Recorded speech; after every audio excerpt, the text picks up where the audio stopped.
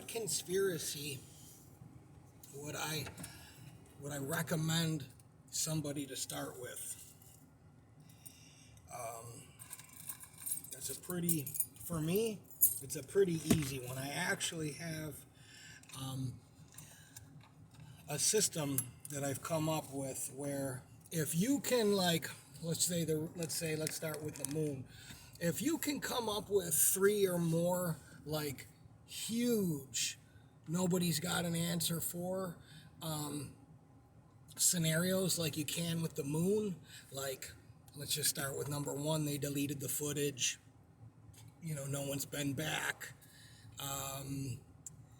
They destroyed the technology to get there, and it would be a painful process to whatever that means. I mean, just stuff that doesn't, like three or four concrete things that you just go, it makes somebody like a significant other look like they're cheating. You know what I mean? Like, so when I tell people start with the moon, that's the one that you really probably, don't have to spend that much time on.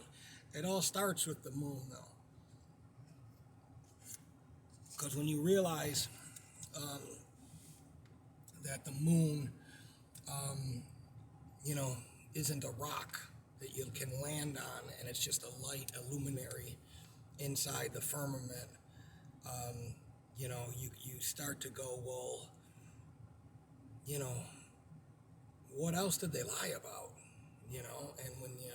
And if you looked at COVID, like you look at the moon landing and the moon conspiracy and Mars and the ISS and, satellites and all that lack of outer space, some stuff that they pretend is going on that isn't. If you look at COVID, like you're looking at this, you're going to find out very quickly that this is a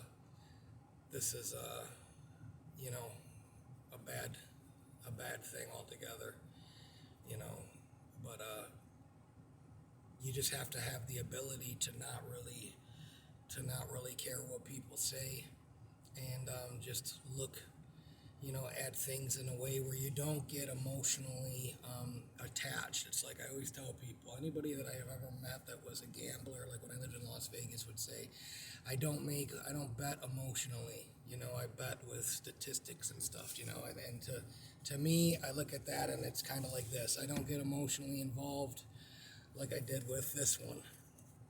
You know what I mean? So when you're not emotionally involved, you just make better choices. I hope that helps.